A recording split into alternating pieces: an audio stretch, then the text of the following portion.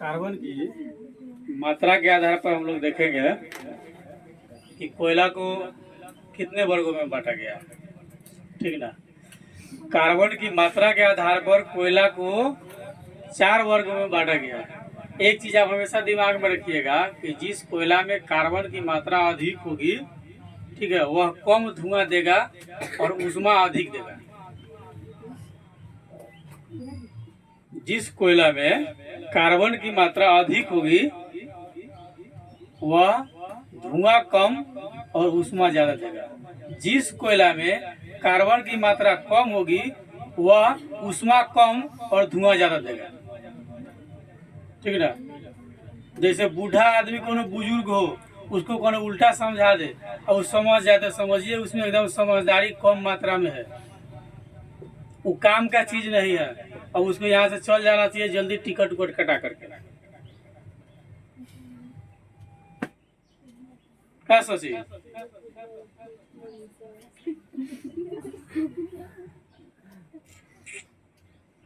तो कार्बन की मात्रा के आधार पर कोयला को 4 वर्गों में बांटा गया है या रखा गया है। पहला एंथ्रासाइट, ठीक है, यह सबसे उच्च कोटि का कोयला होता है। आपसे कोई पूछता है कि बताइए सबसे उच्च कोटि का कोयला कौन होता है, एंथ्रासाइट होता है। सबसे उच्च कोटि का कोयला कौन होता है, तो एंथ्रासाइट होता है। ठीक है।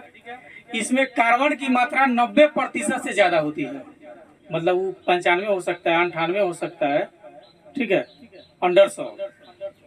तो एंथ्रासाइट जो कोयला होता है उसमें 90% से ज्यादा जो है क्या होता है, कार्बन की मात्रा रहता है। एंथ्रासाइट कोयला में 90% से ज्यादा कार्बन की मात्रा होता है। यह जलने पर, जब इसको जलाया जाएगा, ठीक है, तो यानी कि यह जलने पर धुआं नहीं देता है।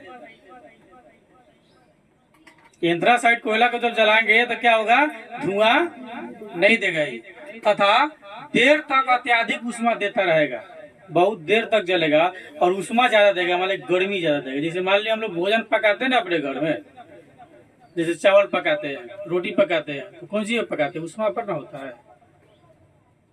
जो खाना बनाते चूल्हा, ठीक है, गैस चूल्हा या लकड़ी का चूल्हा, जब जिस पर हम लोग खाना बनाते हैं तो क्या होता है, उसको जब हम जलाते हैं तो क्या देता है, ऊष्मा देता है। जलाने पर क्या देता है, ऊष्मा देता है, उस पर हमारा भोजन पकता है। ऊष्मा मतलब समझ लीजिए गर्मी। तो एंथ्रासाइट कोयला जो है यह सबसे उच्च कोटि का कोयला होता है। इसमें 90% से ज्यादा कार्बन की मात्रा होती है और जलने पर यह धुआं नहीं देता है तथा बहुत देर तक अत्यधिक मात्रा में ऊष्मा देता है। ठीक है। और इसे कोकिंग कोयला भी कहा जाता है। यह धातु को गलाने में काम आता है। इसका उपयोग कहाँ होता है, धातुओं को गलाने में। विभिन्न प्रकार के धातु को गला करके कई सारी उपयोग की वस्तु बनाई जाती है।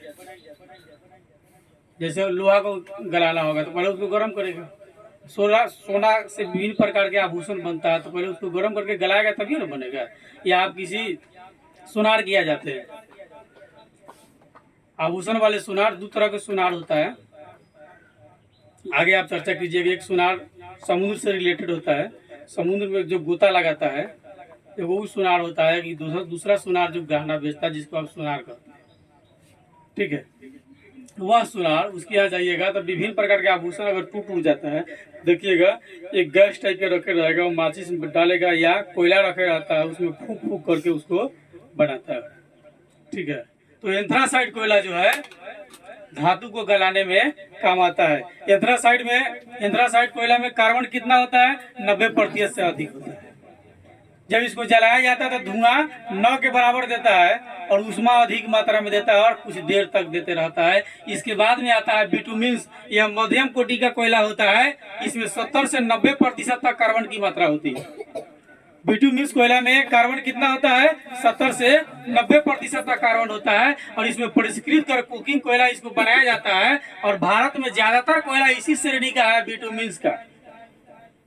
भारत में अधिकतम जो है बिटुमिन्स श्रेणी के ही कोयला पाए जाते हैं, जिसमें कार्बन की मात्रा 70 से 90% तक की होती है। इसको परिष्कृत करके जो है क्या बनाया जाता है, कोकिंग कोयला बनाया जाता है।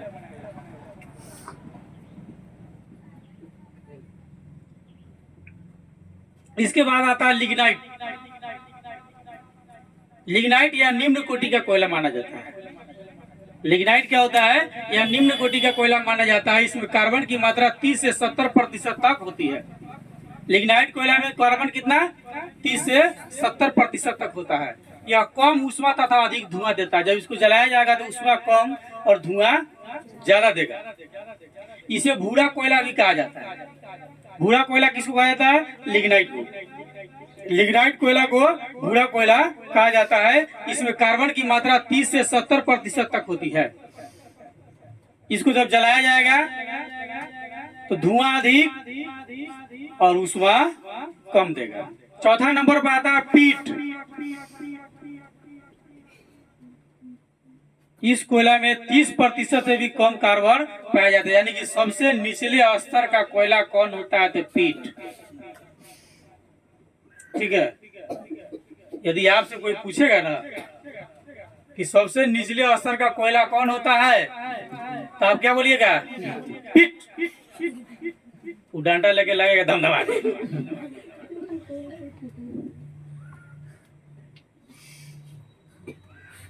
तो सबसे निचले स्तर का कोयला कौन होता है? पीट। इस कोयला में 30% से भी कम मात्रा में कार्बन पाया जाता है। इस कोयला में 30% से भी कम मात्रा में कार्बन पाया जाता है। यह पूर्व के दलदली भाग में पाया जाता है। यानी कि जो दलदली भाग था ना, उस अवस्थान में यह कोयला पाया जाता है।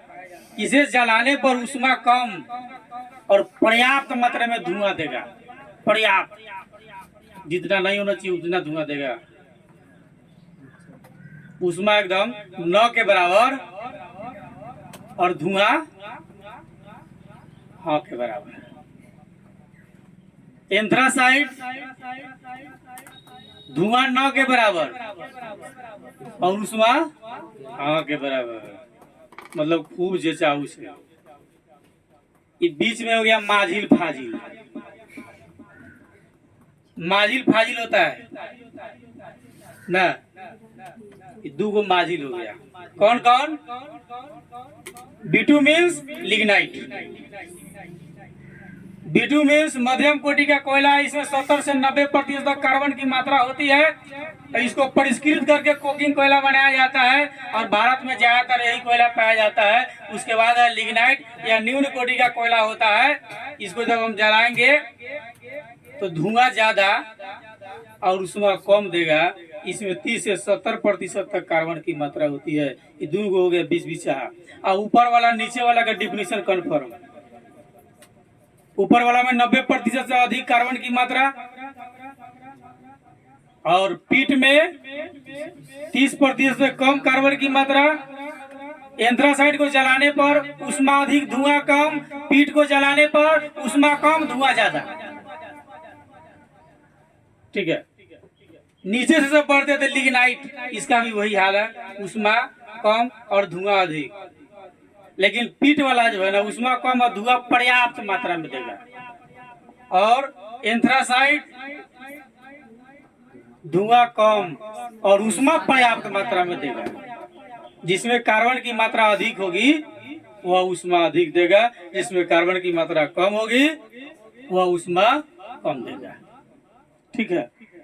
उम्मीद करते हैं आपको ये माइंड में सेटल कर गया होगा।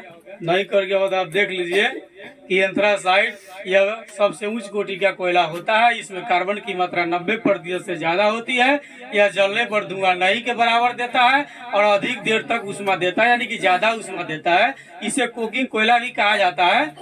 आपसे पूछता है कोकिंग कोयला किसे कहा जाता है, या कोकिंग कोयला में कार्बन की मात्रा कितनी होती है? 90% से भी अधिक होती है। कोकिंग कोयला को जब जलाया जाएगा तो धुआं कम, धुआं 9 के बराबर, ऊष्मा पर्याप्त मात्रा में देगा। यह धातु गलाने में काम आता है। कोकिंग कोयला और एंथ्रासाइड दोनों समान नाम है। बिटुमिन्स यह मध्यम कोटि का कोयला होता है। इसमें 70 से 90% बिटुमिन्स में 70 से 90% कार्बन की मात्रा होती है। इसे परिष्कृत कर कोकिंग कोयला बनाया जाता है। भारत और ज्यादातर कोयला इसी श्रेणी के है।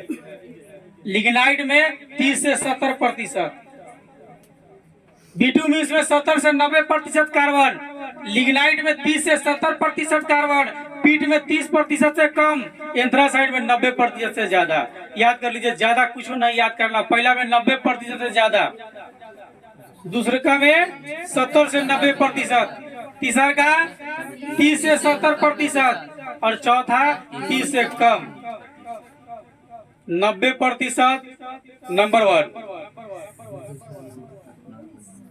70 से 90% नंबर 2 नहीं, और 30 से 70% नंबर 3, 30% कम नंबर 4। ये बड़का ही छोट का बीच में के मझिल का, माझिल फाजिल, इसका कोई वैल्यू नहीं। बड़के या छोटका के वैल्यू होता है। तू ठीक है, एक उधर बड़ा तो एक उधर छोटा है।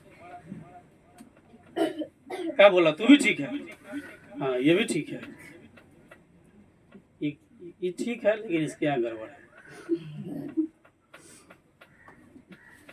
देखिए, घर में दुइयों को आदमी के मान होता है, सबसे ज्यादा होगा बड़का के, अब बचल कुचल छोटका के।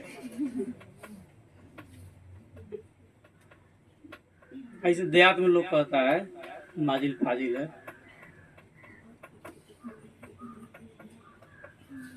ठीक है, इससे आगे हम लोग फिर अब अगला दिन चर्चा करेंगे। आज ज्योग्राफी की क्लास यहीं पर एंड होती है।